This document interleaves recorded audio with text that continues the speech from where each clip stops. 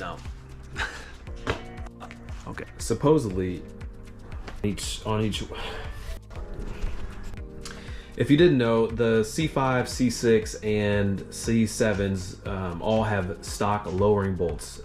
So pretty much a free way to lower your Corvette. You just need to take off a wheel, get underneath there, and lower the bolts. I think it's about a 10-minute process for each wheel, and then you got to let it settle for a little bit. So I'm actually gonna go and try to do that now, and starting with the rears, because the rear is a monster truck. You have to jack up the car, of course, to take off the wheel. I believe there's a puck on each side.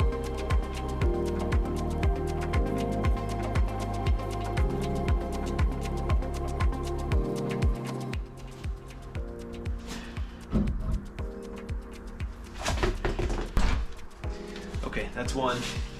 Okay, so the lowering bolt is, yep, right there.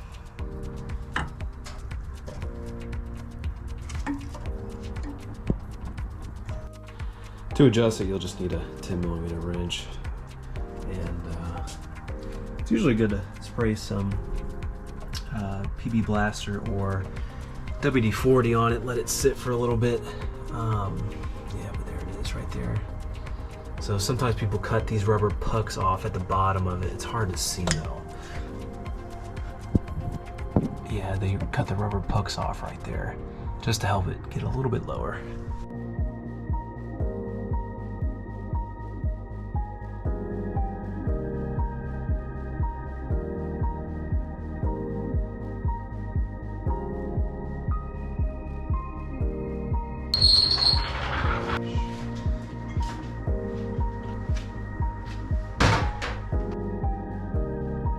Now the fronts.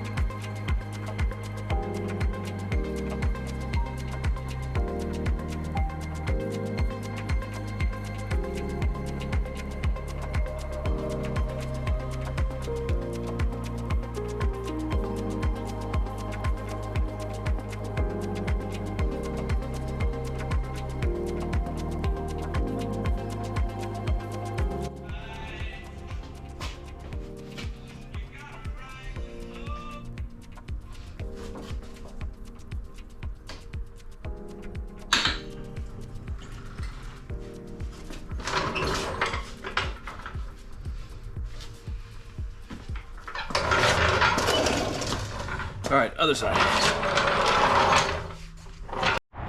Okay, finally done lowering. It didn't really do too much, but I know it takes a few days for it to settle in. There are 3 pucks on each bolt, and I'm gonna cut off 2 of the pucks to lower it a little bit more, especially the rear end. I can't stand how high that is.